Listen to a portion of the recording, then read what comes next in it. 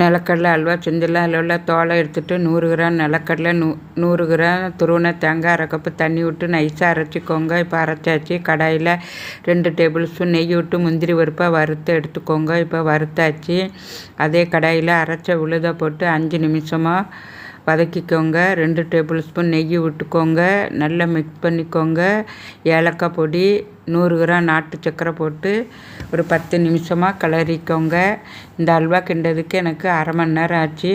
நல்லா தரன்னு கொதிக்குது. திரும்பியும் 2 டேபிள் ஸ்பூன் நெய் விட்டுக்கோங்க.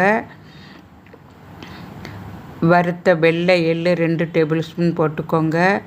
வறுத்த முந்திரியும் போட்டுக்கோங்க. நல்லா கட்டி பக்குவம் வர மாதிரி எடுத்துக்கோங்க. இப்போ சுவையான நிலக்கடலை அல்வா ரெடி.